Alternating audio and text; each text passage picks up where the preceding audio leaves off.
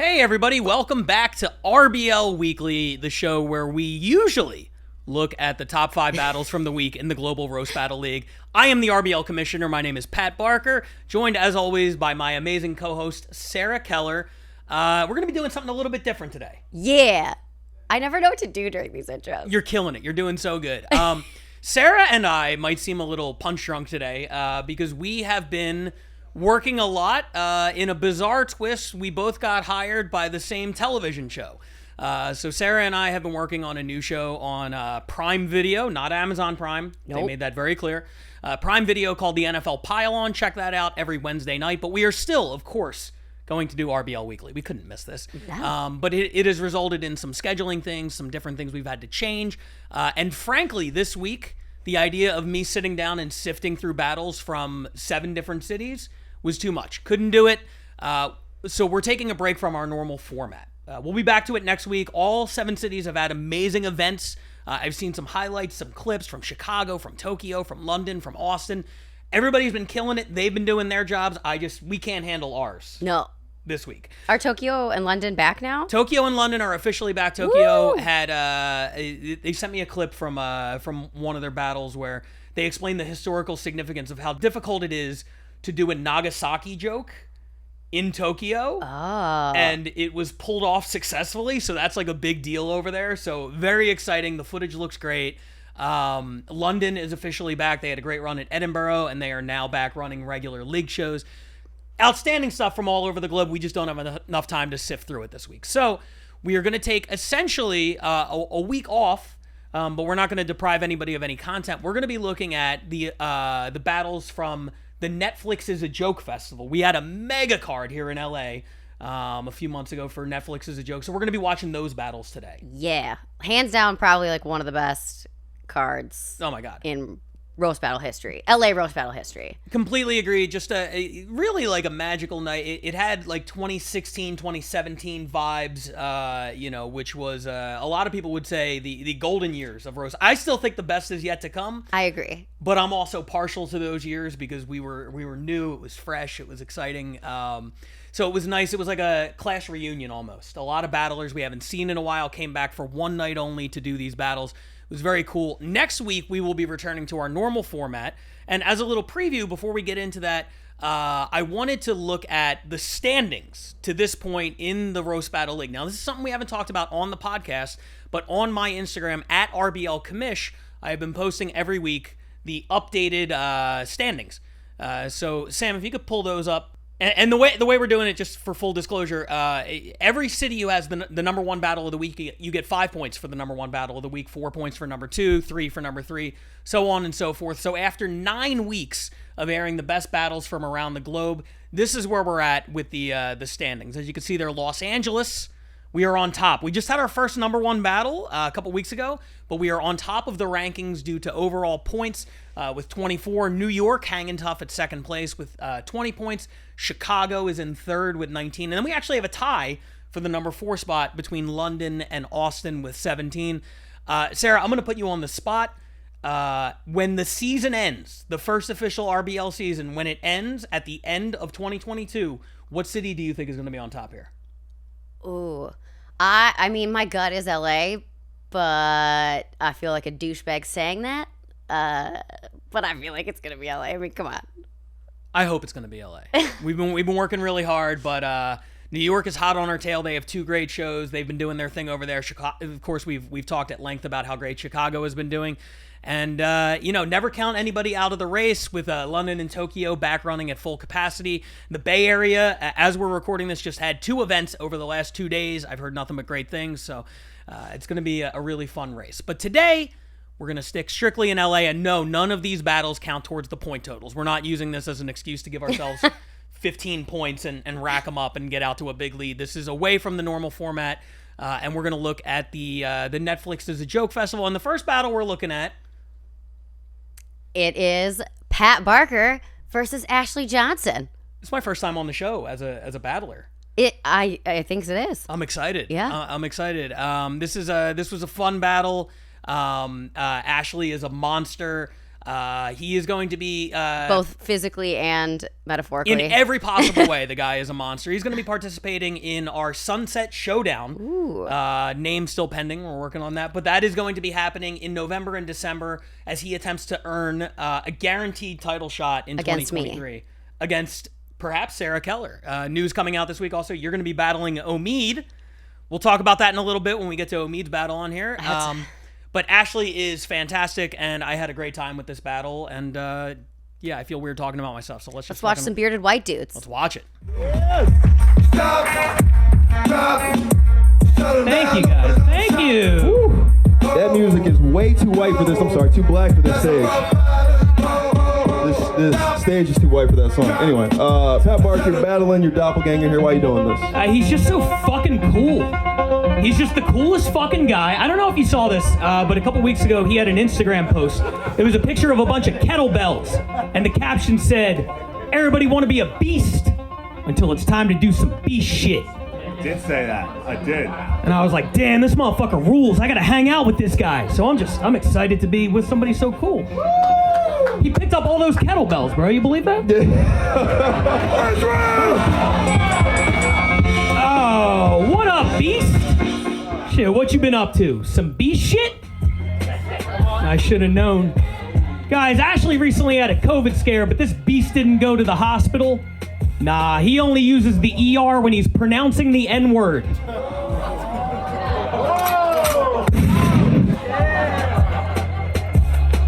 Pat thinks he's better than me because he only yells the N-word at athletes, so that's fine. I paid for my ticket, they have to deal with it. Those are the rules. That's how it works. By the way, tell me the truth. You really pick up all those kettlebells? Yeah. Fuck yeah, dude. Beast mode, bro. Ashley told me his father was a priest, but he never molested Ashley. It's like everybody want to be a priest until it's time to do some priest shit.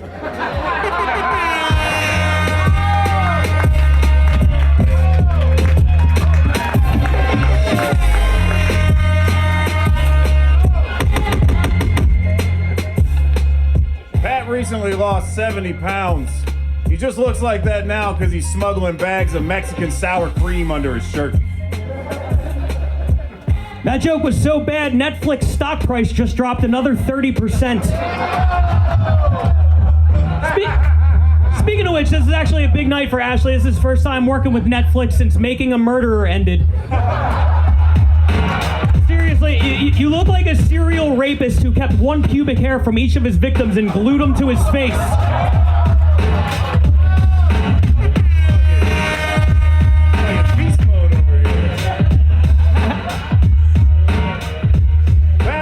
Pat was born in Philly, or at least that's what he tells his wife before he pours melted cheese and onions all over her pussy.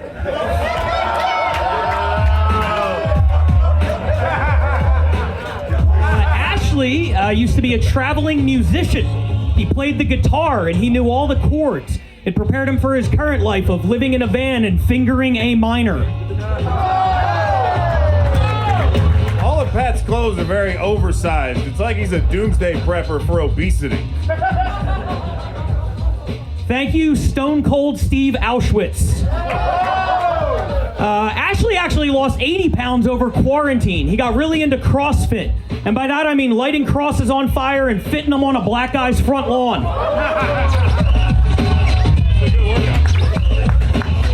Sorry, it's a good workout.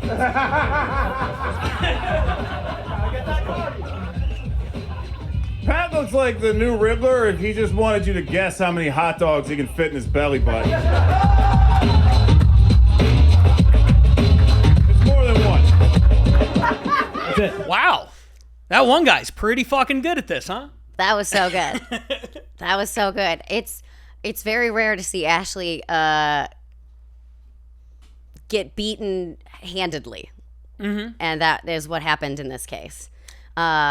I also have to say, because you've brought up how you're like, I'm not a likable person on stage, but you managed to find a way to make yourself be the more likable one against Ashley with that intro that was a compliment but not a compliment. Like, you negged him. I did, and it's very rare that we include the intro on this show. I just, my style is maybe not the most conducive for what roast battle has become over the last couple of months with us posting clips a lot more frequently and doing essentially a clip show here, I like to piece together an entire, project from start to end, which includes a lot of times the intro. And it wasn't my intention to be more likable, but I'm glad it came off that way. It definitely did. And I think what you kind of touched on is, like, Pat is very unique in his roast styling, that his jokes are a lot longer. They take you on a full journey. In my opinion, he's like one of the first people that really stepped out of that original format of set up, punch, that's the joke, and then your joke number 2 is a totally different thing. Like Pat does his roast battles almost in the style of like a Comedy Central roast, where you're doing a monologue and you're painting a story about this person, and sometimes it epically fails for you. Yes. Sometimes the audience is like, too many words, we hate it. But in this case, Ashley's I wouldn't say they hate it. No, I was just sorry. How I'm fucking around, but you're absolutely right. It is a risk for sure. And even in this one, when I was attempting to set it up in the intro, at the exact, and you never know when this is going to happen. Coach T, our DJ, who is a genius, he had a really funny bit based on the riff. Somebody yelled out that music, because he brought me up to DMX, and somebody said that music is way too black for this battle. And then he had like The Who, which was going, and it was like, I'm trying to set up my performance, but at the same time, Coach is low-key getting laughs underneath with like a musical reference. And it's one of those things, it's like, do I shut up? Do I let him get his joke off before I go into mine? And like my intro kind of fell flat, and I was like, oh fuck, is this like how the whole battle is going to be, because I didn't set it up properly? But I mean, fortunately it all worked out. But there have definitely been times where I attempt like a running theme and it does not connect, for sure. It's a risk. Yeah, and I think, first of all, you know how in business they teach you like to say like compliment, criticism, compliment? Well, in roast battle, it's criticism, compliment, criticism. So I was padding the compliment with criticism. The roast battle sandwich. Yeah, people didn't think I was being too nice. I know. I appreciate it. But I think in this case, like, Ashley's very short, like, traditional style jokes left us wanting more. It was, they almost felt incomplete, which is not always the case, I think. But in this one, it was. Yeah, I mean, it worked out well for me. I chose Ashley personally because he is one of my favorites. Like, I'm sure you're the same way. Like, I only want to battle people who I am inspired by. Yeah. I will be inspired to really step up my game and write, because I respect their joke writing so much. I almost look at it more like a music, like a collaboration. Yes. Like, if you're picking who you want featured on your album, you only want people who are going to cause you to step up and be like, I want to have this person on my project because it's going to make it, that much better. And it's going to inspire me to write, better shit. So I love Ashley. We went up first. I think it was, that we were still kind of getting the crowd into it. And I felt pretty good about the battle. But the cool thing about this night is, by the end of the night, I feel like we probably had the weakest overall battle. I got off stage and I was like, oh, it was like a solid 7 or 8. And the rest of the night was just so good. That it blew this out of the water. I will agree, but I don't think it is any reflection on you guys. You went first, and completely. And Ashley said something afterwards about he didn't feel like his mic was working properly. It seemed to be working in that video, but in the room, you never know. But he's a monster. It was an honor to get in the ring with him and to battle him, and yeah, I think he's gonna fuck some people up in this tournament we have coming later this year. Definitely, for sure. So that was the first battle that we took a look at today. As I mentioned, it would quickly be surpassed by this next battle, which was one of my all-time favorites and probably a battle of the year contender, featuring a regular on the show. We've seen her both as a battler and a host once, Paige Wesley, going up against the legend. The woman, lady, the myth, the legend. Exactly. We were same wavelength. Kim Congdon, one of the all-time greats of roast battle. She stepped back into the ring against Paige. Let's check it out. Kim fucked so many athletes, they retired her phone number.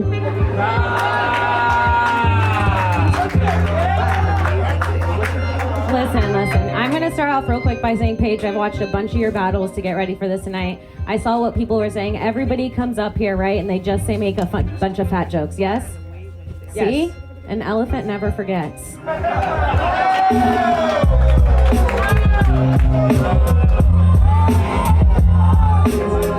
Oh, it's true. I'm fat. Kim is actually part Native American, so she's just jealous that I'm using all parts of the buffalo.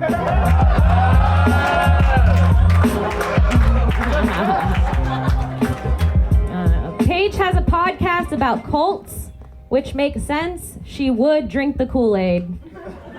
I'm serious. She looks like every time she comes, she breaks through a wall and goes, "Oh yeah!" Thank you, whore loco. Let's go. Kim dropped out of the University of Florida, but in her defense, she was a first-round draft pick for getting rammed. Paige Wesley is so fat. How fat is she? If she watches Netflix for too long, it says, "Are you still eating?"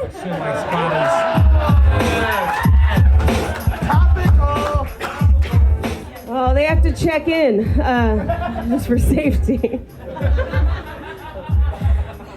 Kim is half Puerto Rican, half Native American, so her tribal name is Fights with Bartenders. Paige has really thin lips because they're the only part of her that works out.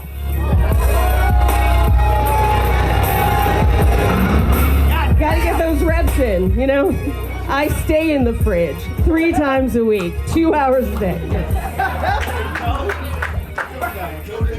No days off. Kim's favorite sex position is staff writer.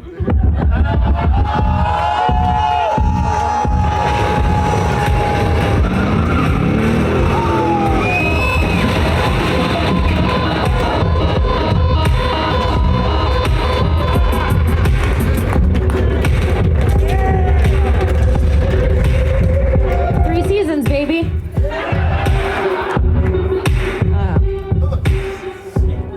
Paige didn't lose her virginity till she was 25, which proves that she's racist.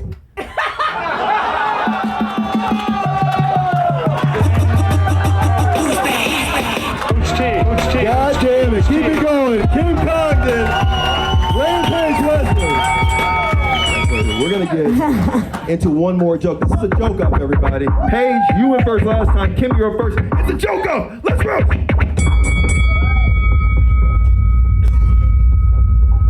Paige is married and I'm not, which makes sense because I spit out good material and she swallows it. Gotta keep my blood sugar up. Honestly, Kim is amazing. She has fought some of the best roast battlers there is. She's written on TV shows. She's been on TV herself. And it's easy after tonight to see how she made all of that happen by waiting on her knees in front of a Home Depot. Isn't that how they all get work? Oh, in this economy. All right. God damn. They're so good. So good. I mean, there's certain people, like, what more can you say about Paige? That's going to become a challenge on this show, given how frequently she battles and how many good things we've already said about her. I feel like I've run out of ways to break down. It's like if you're a football analyst and your job is like, explain why Tom Brady is good. It's like, hasn't this been covered? Yeah. Like, you know, I don't even know what to say. She's just so good. She's so likable. The angles she takes are incredible. The writing is on point. The likability. It's total package. I couldn't agree more. And I will say that the two people that scare me the most are Kim and Paige. Terrifying. Like I would accept a challenge from them because I like challenging myself, but also I would immediately regret it and be like, what are you doing? Hopefully you get sick that night or something. And two very different paths to get to Netflix. Kim has been battling since day one. 2013, we had our first roast battle at the Comedy Store. She was battling, I believe, in 2013, if not shortly thereafter, 2014. She did everything you could do in LA. She was the #1 ranked battler. She moved to New York for work and or love. I don't really remember at this point. A little bit of both. A little bit of both. She continued to battle at their big show out there, RoastMasters. She was the best battler at RoastMasters. She moves back to LA. Nothing to prove as a battler. She shows up, turns herself into maybe the most consistent and best judge that we have. Every time she judges, she murders. Then we say, hey, Jordan, you want to come out of retirement and do the Netflix festival? No problem. No ring rust whatsoever. She gets right back in there after having not done it for a couple of years. Absolutely knocks it out of the park against somebody who's been getting a lot of reps in. Paige has been doing this regularly over the last couple of years. She was a little bit later to the game. She's turned into a monster. But Kim, to just take all that time off from roast battling and then come back and it's like didn't even miss a beat. It's just really impressive to me. Yeah, and they're both so inflappable on stage. Like they both everything just rolls off of them, and they take like all the jokes and embody them, and then are like, yeah, and then own it. You know, like Kim's like, yeah, I am a slut, and that's fine. And Paige is like, and I am fat, and that's fine. And it was such an interesting dynamic to have two people where they both don't let the jokes hit them. You know. Yeah, I mean, Kim brings a new level of cool. She's fucking chewing gum up there. She's so, yeah. That was the most Puerto Rican thing I've ever seen her do on stage, was chew gum through a roast battle. That was like Rosie Perez and White Men Can't Jump vibes. That was impressive. It's so funny you say that, because I noticed the same thing, and I would be like, if it was anyone else, I would have been really upset, and it would have been the first thing out of my mouth is, get the fucking gum out of your mouth. Sure. But with Kim, because she doesn't chew it when she's speaking. Yeah. And yeah, so it just adds to her fucking. I didn't even notice in the room that she was doing. Me neither. It's like Razor Ramon with the toothpick. You know what I mean? It's just it just adds to her sort of mystique. But like all the jokes were on point. They were great, well-crafted jokes that strayed from the normal setup punchline thing, from the elephant never forgets. Yes. Which was a great opener to both of their closing jokes in regulation. I don't know how we're going to edit this, but this one actually went to overtime before Kim won. And the closing jokes in regulation, Kim's favorite position is staff writer. So good. Incredible. Little inside, took a moment for the room, but then it crushed. And then, you want to talk about taking a minute for the room, the closing joke about she lost her virginity when she was 25, which proves that she's racist. What she did there was give us an unfinished jigsaw puzzle. Yes. Like 80 pieces. Yeah. I was like, I don't know, you guys fucking put it together. And when we did, it took a minute, but then it was like, oh my God, what a great joke. It was so good. Yeah. I mean, every single joke was perfect. Yep. I hope that Kim does more. I wish, she's very busy. She's got a lot of stuff going on. She's killing it. But as a fan of the sport, I'm like, man, we got to get her in the ring more. Because she makes it look so easy, where I'm like, you don't need it. You don't, like, this is no time for you. We can tell you at 5:00 and you'll be ready. Like, she truly. definitely has, and I mean this in the most positive way possible. She has that vibe like, oh, I just wrote these jokes in the car on the way over. Like, yes. Effortless. Yeah, that's why I'm like, it's hard for me to be like, it's not a work for you, because she makes it look so easy. Yeah. But clearly she takes it very seriously. Yes. Outstanding battle. One of my favorites of the year.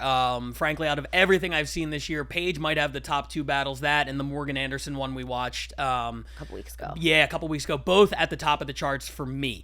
Okay, now we are going to move on to another really talented battler, Sarah Keller. Is this your first appearance on here as a battler as well? Yeah. Fantastic. Yes. And it was a good one. We actually we flew in your opponent. He took LA by storm in like 2018, 2019. He moved out here and just started crushing it at Roast Battle with a great character. Now he is back living on the East Coast. We had him on here a couple weeks ago battling up in New York. I'm talking, of course, about Lou Misiano, our good friend. It was so nice to have him back in town for the Netflix festival. And you guys had a hell of a fight. Yeah, Lou was like my number one choice when it was who do you want to battle for Netflix, because like you were saying, when he came on the scene, he instantly became like one of my favorites to watch, because he's such a character, and you hate him but you love him at the same time. And I was like, if this is going to be for Netflix, I want a spectacle, and I want it to be just a whole thing, and I want it with somebody that I genuinely love. Like, Lou's one of my closest friends, and I just want to have fun, and I don't care what happens on stage. And I picked Lou because you never know what he's going to do. No, certainly not. And it was fun. You wanted to just have fun. This battle was a ton of fun. It kept the momentum going that night. Let's check out the next battle. Sarah Keller versus Lou Misiano. This man he's our version of The Bachelor. Make it loud for Lou Misiano.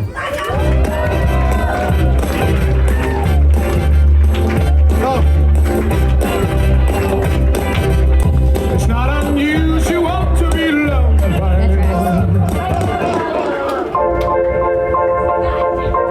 Sorry, I saw her first. I was an idiot. You are the best. I mean, I know. You always come here slick. Oh, looking good. That suit's like $78, whatever. You're battling Sarah Keller. Why are you doing this to her? Well, she grew up a hillbilly. She grew up racist. But worst of all, she grew up a horse girl, and they need to be stopped. I did. It goes horse girls, fat models, and like Putin is way down here.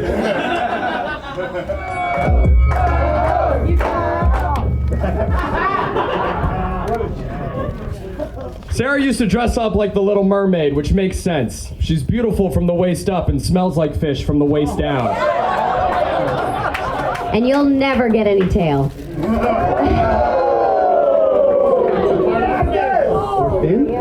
Lou's actually a great listener, except to the word no. He's like Chris Angel if his specialty was making rape allegations disappear.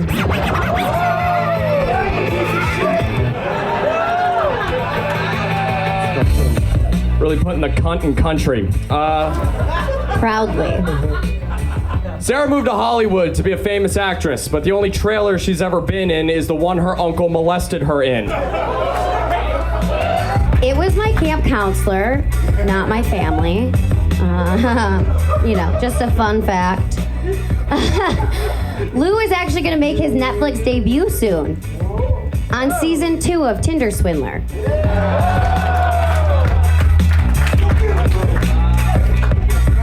I've been on Tinder a lot. I don't really want to talk about my STDs. They're a sore subject.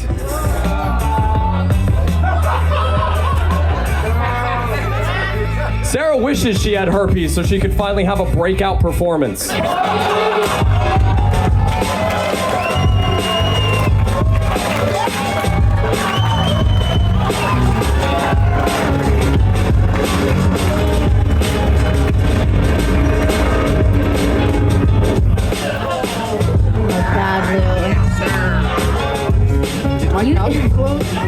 That's a funny motherfucker.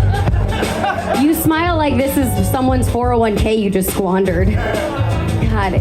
Lou, you look like you jack off to videos of people tearing down community centers.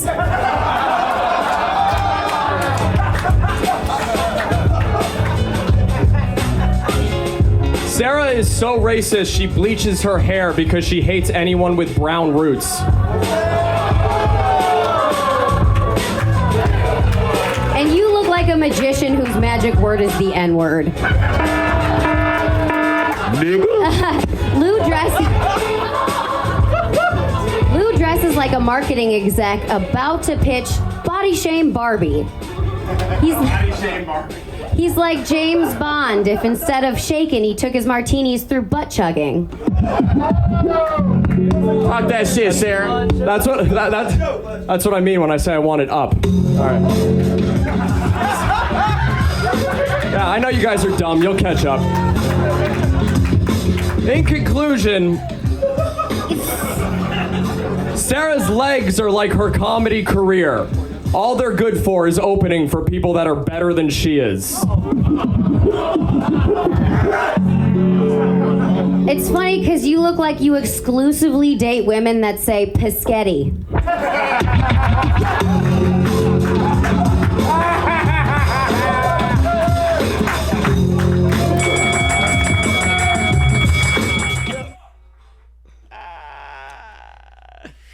That's a funny motherfucker. Yeah. Oh man, just so much fun, and I'm gonna ask you because you were in the whirlwind of the Lou Misiano tornado. Yes. Which we'll talk about in a second. But when we saw him a few weeks ago, when he battled in New York, he came into the battle with his shenanigans, his extracurricular stuff, and the crowd was not on board from the word go. Yeah. So he had to just do the jokes and drop all that other shit, which is a shame because the jokes are good, but the other shit is the best. It's the best. Yeah. It's the best. That money gun. It was incredible. It ended up winning him the battle. Yeah. I mean, really. So I want to ask you, because you're in the middle of that, and certainly you're prepared to a degree. You're like, he's gonna do some crazy shit. He's the only one other than Dave Chappelle who's ever been allowed to smoke on a Comedy Store stage. I don't know how that happened. He just did it. Yeah. Ask forgiveness, not permission, I guess. But he's gonna do some stuff. The money gun was sort of next level. How do you go in preparing for that, and how did it affect you kind of in the moment when it was happening? That's a really good question. I prepared in that I was like, I'm going to write jokes about how big of a douche he is because I know he's going to play into that. And I was like, I don't know. Beyond that, I don't know what he's going to do. So I just got to be loose and ready to have fun with my friend. And I, like, the money guy, I was like, oh, fuck, dude, I lost. But it was so good. I was like, oh, I should have had a money gun, but that's not me, you know? The only way to stop a bad guy with a money gun is a good guy with a money gun. Exactly. Also, I'm definitely, like, my new tagline for everything is going to be, I put the cunt in country. Like, that's pretty good. That was just a compliment. Yeah, I can't believe that wasn't your thing already. I can't believe I didn't think of it. Yeah, trademark that immediately. Because that's great. I mean, just such a fun bat. And we've talked so many times about sort of likability on the show, and it's like a constant battle to like make the show like you. The thing I love about Lou is that he takes the roundabout way to get there. Where he's like, what are things that are so unlikable that eventually it'll circle back to me being, you know, tongue in cheek. Yes. Yeah. And like, to me, there's an element of, and this might be a stretch, but I was at the show years ago where Bill Burr became famous because he got booed by the Philly crowd. And then he turned on the Philly crowd. And everybody's seen the clip now. 15 minutes of him just like cursing out the crowd. And by the end, we gave him a standing ovation. Right? And it's the same kind of deal where it's like, if I go out there and prove that I don't give a fuck about how this crowd feels, somehow that's going to be endearing by the end. And it works, with the exception of New York, where they were just straight up like, nope.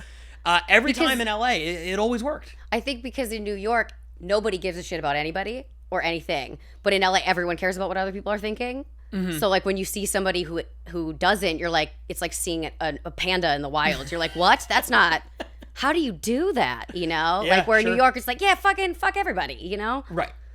So it's not a novelty. Right. They see Lou Misianos on the subway every day. Yeah. On their way to work. And they're just like, I'm over it. I'm sick of this. There's so many money guns on the subway. What were your takeaways from the battle? Is there anything, because I mean, look, we could sit here and praise the joke writing all day. It's going to get redundant because we have 6 of these battles this week, and it was a really high bar that night. But what were your thoughts on the battle? Well, I mean, we know my jokes were better written. Of course. I'm so mad now watching this back that I missed his last joke, which fell very flat, I thought. What both of our last jokes kind of did after the money gun. But his joke about, she only opens her legs for people, funny, whatever it was. We've heard that joke before, and I missed the opportunity to be like, Lou, you've opened for me before. Oh, my God. I've brought Lou on the road, and I'm like, fuck, that would have been perfect. But I missed it. So it's interesting to, like, I never go back and watch battles, probably because I'm like, oh, I missed that opportunity, you know? And, like, it's not like stand-up where you can go back and fix it the next night. Right. It's like, nope, that's a one-off, and that's gone forever. One and done, yeah. Or who knows? Maybe not. Maybe someday there will be a Sarah Keller Lou Misiano rematch. I'd be up for it. I thought that was just I had a fucking great time watching that battle, and I'm glad. This is my first time watching any of the Netflix stuff since we did it, and I remember in that night feeling like it was great. But number one, I'm on the emotional high of like I went up first, and I felt like I did pretty well. Number two, I'm also just the first thing I did after my battle was run down to the bar and get like a shot of whiskey and a double, like a PBR tall boy. So I started getting a little bit, as the night went on, things got a little bit funnier to me. It's good to see that they hold up while I'm completely sober. Yeah. That's that post battle drink that you have to have. Okay, so that was the third battle. We're halfway home, and I'm gonna make I'm going to call an audible on this one because normally what we do is we edit the battles down to 90 seconds, just the best 90 seconds. Well, these battles have been so good, and I know they only get better as we go. I don't want to edit a whole lot. I want people to be able to see the entirety of these things. So what I'm going to do is I think we should call it. I think we should call it for the day. We're halfway home, and let's record this in 2 parts. And let's not make people wait an extra week for the second part. I want to drop these back to back, maybe day after next day. We're going to have to check with our editing team and see if that's possible. But whatever we can do, these battles deserve to be seen as close to, as full as possible in their entirety. So that's the game plan. That's what we're going to do. We are going to call it a day, and we'll be back with the rest of the battles very, very soon. Maybe tomorrow we'll check with our editing team, see what's possible, what's not. But until we see you again, I'm Pat Barker. I'm Sarah Keller. And this has been RBL Weekly. We'll see you guys real soon.